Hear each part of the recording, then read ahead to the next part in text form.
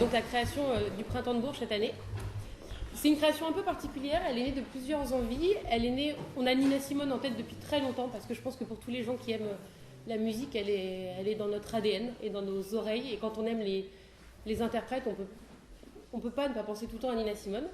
Elle est née de l'envie aussi de travailler avec Clément Ducol, qui est aujourd'hui un arrangeur, un réalisateur qui collabore sur des albums qui nous ont tous soulevé le cœur depuis quelques années.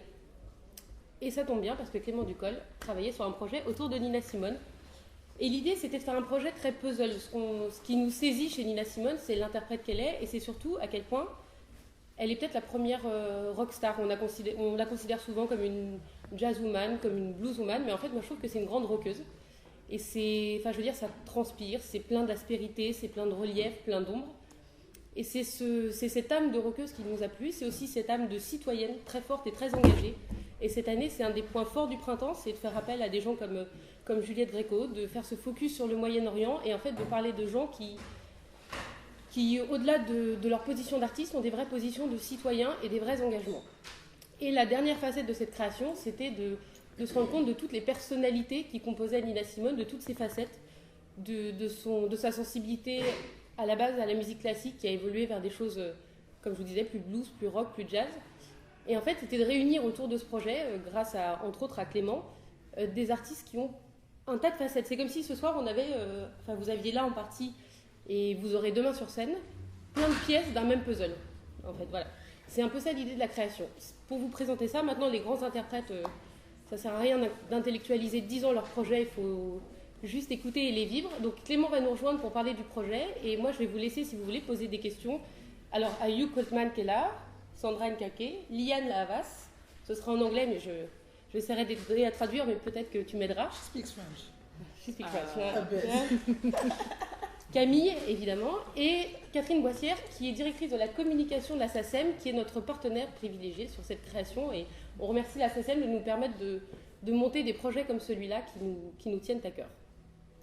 Voilà. À vous de jouer. Pour une création telle que celle-ci, déjà, comment on fait pour réunir les différents artistes qui vont être là ce soir et combien de temps ça prend pour préparer ce projet? Là, c'est un peu particulier. C'est une question qu'il faudra beaucoup poser à Clément quand il va nous rejoindre. La particularité de cette création, c'est que j'ai envie de dire qu'on a fait appel à on a eu cette envie dont je vous parlais, qui répondait à un projet qui se créait, qui existait et qu'on a pu entendre sur album. Donc finalement, nous, on a aidé à mettre en œuvre ce projet, on a produit la mise en œuvre de ce projet ce soir. Par contre, on a discuté ensemble des intervenants, mais Clément vraiment a pris son rôle de chef d'orchestre. C'est vraiment le cas, dans tous les sens du terme, de ce projet. Donc il faudra peut-être lui poser la question quand il sera là, il expliquera peut-être davantage la manière dont il a construit les choses.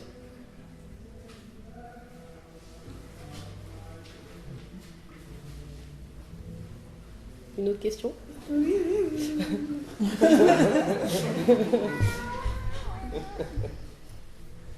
On peut faire la musique d'attente. J'en ai et j'espère qu'elle est intéressante. Pourquoi, quand on est adolescent, pourquoi écouter Nina Simone au lieu de même Pokora ou Nous ne sommes pas adolescents. Nous ne sommes pas adolescents. Je sais pas, moi j'ai posé la question à un adolescent qui écoute Nina Simone. Selon vous, parce que nous on fait une radio qui s'appelle Carrément Ado, et donc c'est pour les auditeurs pour savoir selon vous pourquoi un adolescent devrait écouter Nina Simone. C'est peut-être votre rôle de faire en sorte qu'ils écoutent, hein. Parce que sinon les radios sur lesquelles les ados vont normalement s'orienter, c'est un peu pré-packagé, c'est un peu Gora, etc. C'est tout ce qu'on attend que les jeunes vont écouter, mais pourquoi pas? C'est plutôt ouvrez grand les oreilles, quoi. Parce que vous êtes à l'âge où vous avez soif de comprendre le monde et que des artistes pour qui leur art n'est pas une fin en soi, mais un moyen de communiquer avec les autres, c'est important, c'est rare. Elle fait partie de ces artistes qui sont importants comme des philosophes, comme des infirmières, comme des profs, comme des gens, toutes ces personnes qu'on peut croiser et qui qui vous permettent de voir le monde avec une autre perspective, qui vous soulève des couvercles de cocotte minute où il y a toute une espèce de bourbier que personne ne veut voir. Elle met en lumière beaucoup de parts d'ombre de l'histoire et elle est intéressante pour ça. Et je trouve qu'elle a sa manière à elle d'être elle-même. C'est pas possible de la mettre dans une case. Et même quand on essaye, on n'y arrive pas, on n'y parvient pas, et tant mieux. Celui qui y arrivera, c'est qu'il a tué Nina Simone, quoi.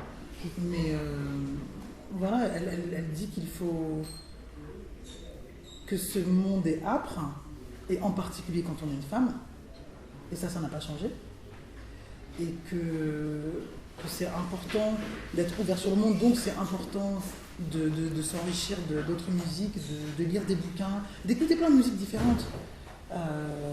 On peut écouter autant George Clinton que Debussy, la Nia de Los Peines, enfin voilà, je pense qu'il faut se faire son propre chemin, sa propre culture et pas être esclave du mainstream, c'est ce qu'il veut dire, je pense. Moi je rajoutais juste une chose sur sa tessiture vocale, voilà. qui est quand même très très très rare dans l'histoire de la pop. Si on la classe comme une rockstar, et c'est plutôt dans ce style-là que ce style de musique écoutent les ados. Dans toute la pop qu'on écoute, je veux dire que c'est une tessiture, je parle peut-être Amy Winehouse récemment et encore, elle a une tessiture très très très particulière, très grave, et pour cette sensation-là, je pense que ça peut interpeller. Je te rejoins là-dessus, mais c'est même moi le premier truc qui m'a arrêté de m'a fait écouter, c'était écouter rock en ce qu'elle fait. Parce qu'en fait, elle a une de ses voix un peu à la Otis Redding, une voix mais rock et pas super 100% précis. C'est genre, c'est pas Ella Fitzgerald quoi, mais elle a un truc des tripes. Et je pense qu'elle dépasse toutes les compressions. C'est clair. Elle est. Ouais, c'est cool. Allez, on peut pas la. Ouais. Il n'y aura pas. On a été rejoint entre-temps donc, par Clément du Col, dont on vous parlait. Et du coup, peut-être que vous pouvez reposer votre question à Clément sur la mise en œuvre et le choix des artistes. C'est ça, comment s'est passé le choix des artistes présents sur le projet et sur le temps de mise en place justement pour le temps de mise en place, d'accord. Le choix des artistes, il s'est fait juste par sensibilité. Voilà, en fait, je cherchais des gens qui peuvent avoir une incarnation très forte, qui a même une identité et parfois une multiculturalité aussi, voilà, issue de plusieurs origines.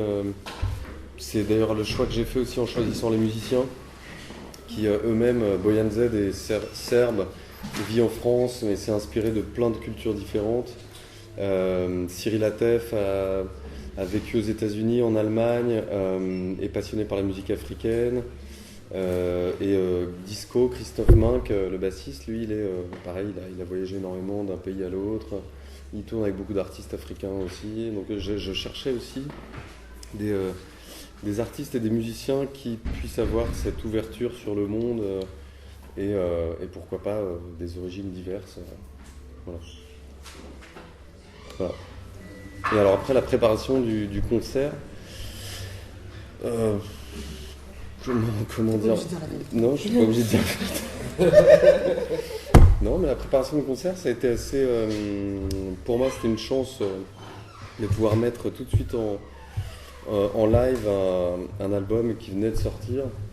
C'était au mois de novembre, parce qu'on l'a fait à la radio, à la maison de la radio. Et ça a été assez évident. En fait, j'ai fait quasiment la même orchestration que sur le disque.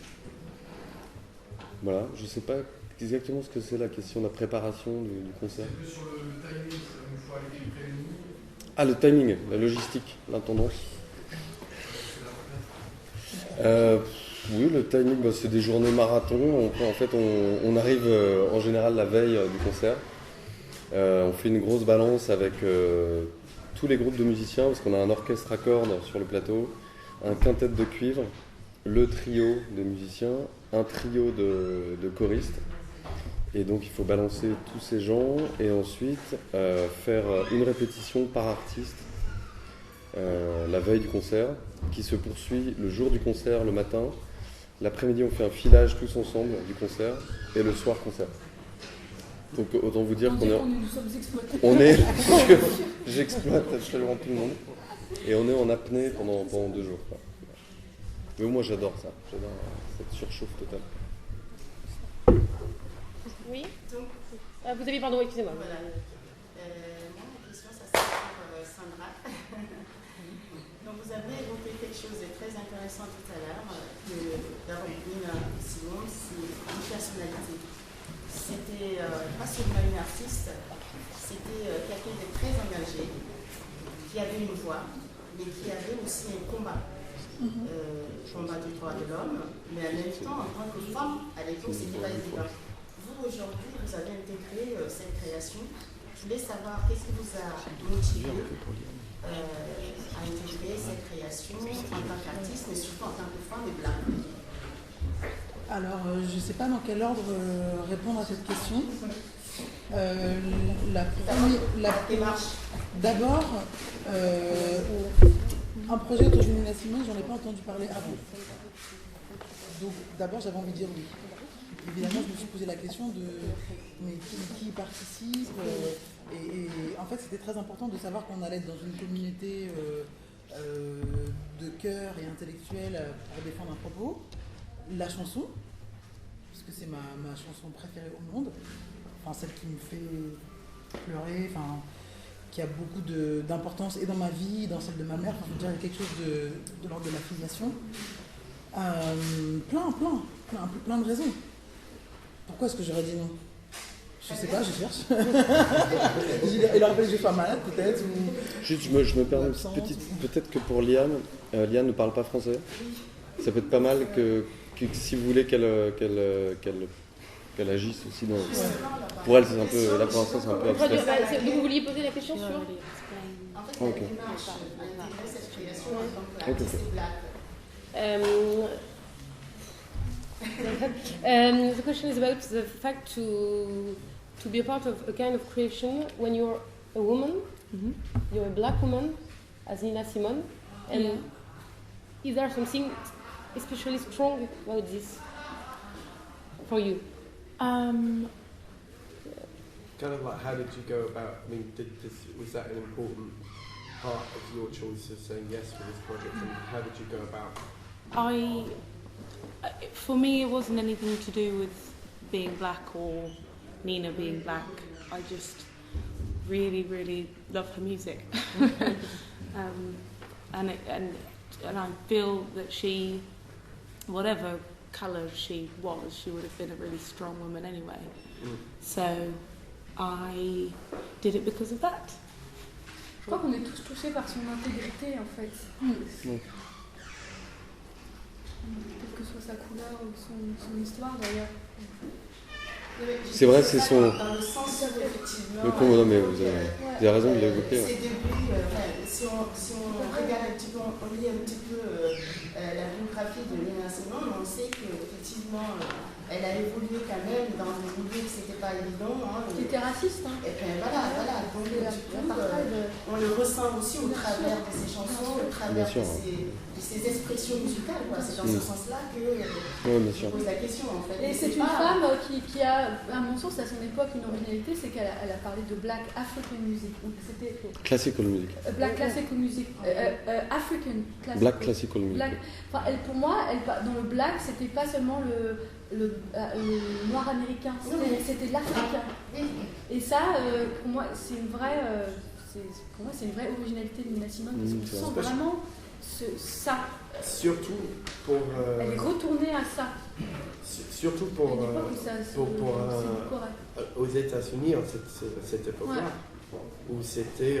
On demandait aux Blacks de faire commencer à leur demander de faire la musique de charme. Ou même de ne pas juste revendiquer le fait d'être afro-américaine, mais de vraiment revendiquer le fait d'être africain. Oui. C'est ça, ouais. Et le classical, ça fait référence à l'Europe. C'est vraiment parce que l'origine des Blancs américains. Donc c'est les origines qu'elle revendique. Oui, c'est aussi parce qu'elle avait beaucoup pratiqué le piano classique. Mais le piano classique, ça vient d'Europe. Ouais, bien sûr. Mais c'est vrai que moi je te rejoins sur l'intégrité et l'honnêteté de la démarche qu'elle avait, qui était vraiment le faire parler son être, ses tripes, plus que...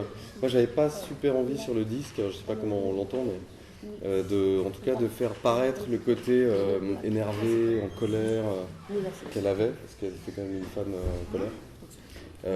J'avais pas envie de faire transparaître ça, mais plutôt je me suis demandé comment moi je pouvais être dans une démarche la plus authentique possible. Pour lui rendre hommage, pour moi c'était me dire Clément, mets-toi face à ta vie et tes trucs et qu'est-ce que toi tu as à dire en hommage effectivement à cette intégrité et cette force d'incarnation qu'elle avait.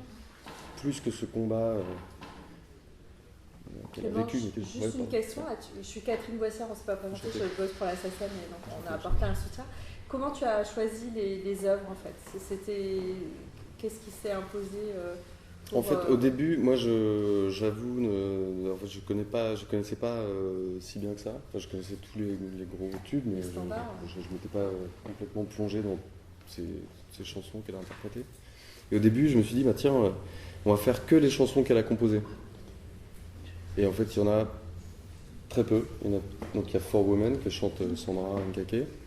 Qui est un chef-d'œuvre absolu. Mais pourquoi est-ce qu'on n'en a pas plus? Ouais, mais en fait, il y en a très peu.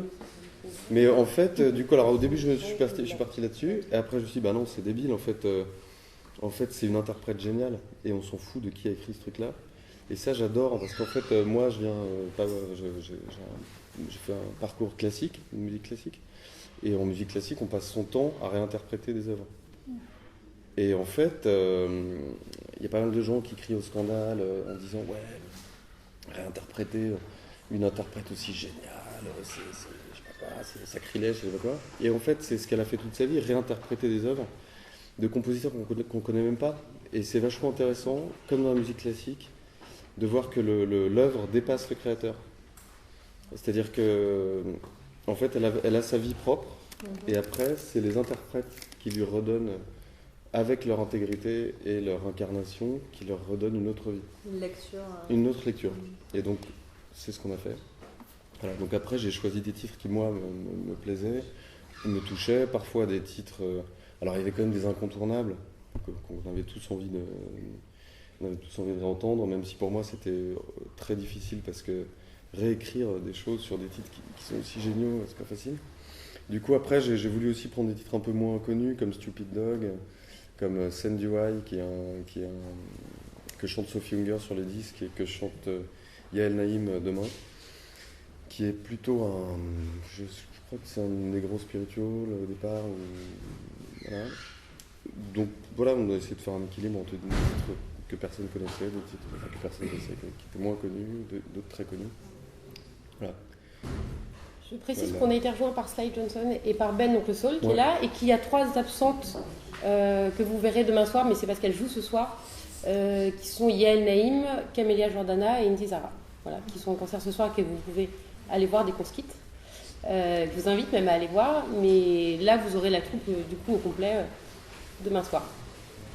Oui. Est-ce que vous avez une idée chacun des conditions du mouvement? Vous avez les conditions de... Le jour où le Moi j'ai une vision du salon familial, tout simplement, un vinyle. On a des pensants? Attends. C'était de toi. Maybe Liane can tell us too. Yeah. Le salon familial et la voix. Je l'ai traduit. Yeah, he was asking, what was the first time you heard Nina? What was the first? Do you remember when that was? It's like a Hootie Kennedy moment. You know? I was in secondary school, high school, and there was a school concert, and my choir teacher gave me the song Feeling Good to sing, and so I did research from that and discovered Dina from that. So that was the first time. I was about 14 years old. Right. So, yeah. Like yesterday, huh? Okay.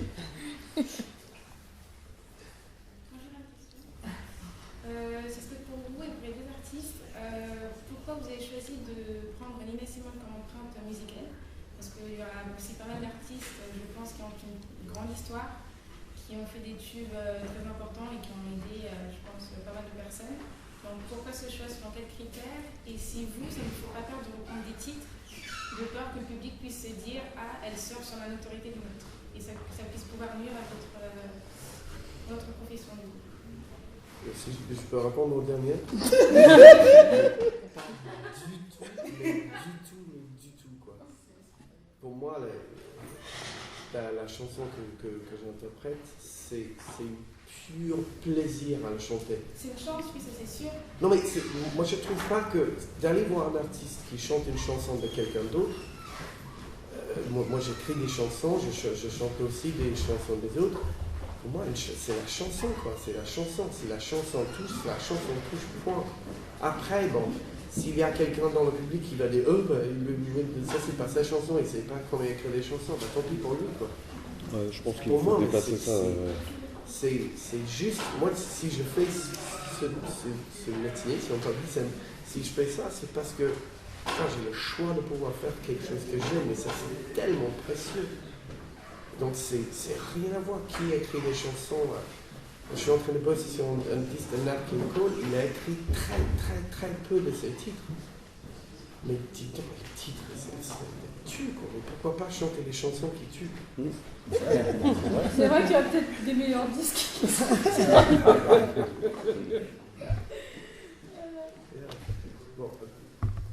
Là, on a bien compris que les artistes sont extrêmement honorés, passionnés, ravis de participer.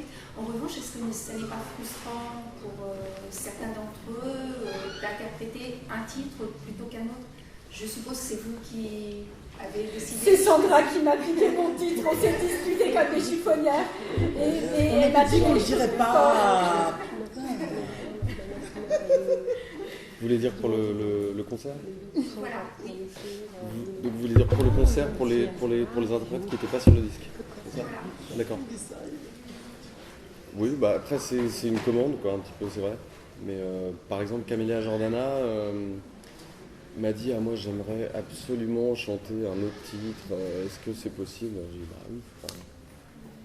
Après moi je crois que j'étais quand même assez je communiquais de manière assez enfin je suis pas dictatorial, mais je veux dire, si m'avait dit ah non mais je suis désolé, j'ai pas du tout envie de chanter ce titre, j'aurais adoré chanter le titre de Camille ou de Liane, bah tant pis.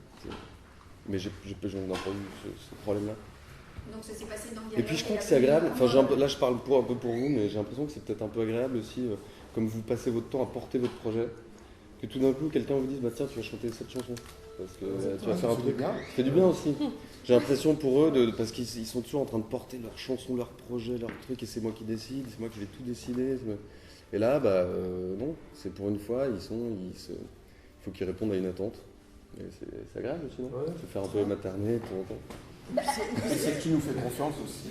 Oui, voilà, non, mais exactement, moi je suis dans un rapport de confiance. Ouais. Et puis c'est tellement agréable d'écouter les autres chanter aussi. Enfin, maintenant on y va par contre, parce que ça commence à bien faire. On a ce plaisir-là aussi de redécouvrir les chansons et d'être un peu comme des adolescents, justement. Non seulement on redécouvre les chansons, mais on redécouvre aussi nos amis qui chantent. Parce qu'on les entend dans un autre registre, autrement. On est tous à poil et c'est génial. C'est une chance. Ouais. Pas grand-chose. C'est bien. C'est le bon moment. He's saying that he's not talking much, but what he's saying makes so much sense. Mais aussi, franchement, le choix des musiciens. Oui. Moi, quand je suis arrivé pour faire la chanson, Et il y a Boyan Z au piano. C'est pas du bal, quoi, c'est pas baloche. Ah non, mais ça, ouais, c'est vrai que ça, on a une chance de dingue parce qu'on a un groupe, des musiciens complètement géniaux. Et puis, alors, moi sur le disque, je voulais absolument avoir un groupe. C'est un album de reprise, comme on dit. Mais je voulais surtout pas que chaque interprète arrive avec son groupe et qu'on ait au final une espèce de disque armoire inaudible. Donc là, on a un groupe qui a une couleur, un son, vraiment des personnalités. Et on a dessiné une couleur comme sur un disque de création, quoi. C'est vraiment un disque qu'on a créé tous ensemble. Donc c'est vrai qu'on a vachement de chance d'avoir beaucoup de live, tout en live et sur bande. Donc on avait 3-4 prises à chaque fois. Et puis, voilà. Il va falloir qu'on se quitte dans pas trop longtemps parce qu'ils ont encore beaucoup de boulot, les pauvres. Est-ce qu'il y a d'autres questions pour terminer? Oui. Is there a personal message that you would like to spread to the population that you're saying for? Or is it really for the love of Nina that you're here? I think the latter. But in general with my music, if the listener can find something to take away, then I think I would have done my job correctly. But yeah. Est-ce qu'il y a d'autres questions? Merci beaucoup, on remercie les artistes, on remercie une nouvelle fois la SACEM qui permet de monter des projets comme celui-là. Et le spectacle de demain est complet, donc voilà, on est ravis. Merci à tous, merci beaucoup.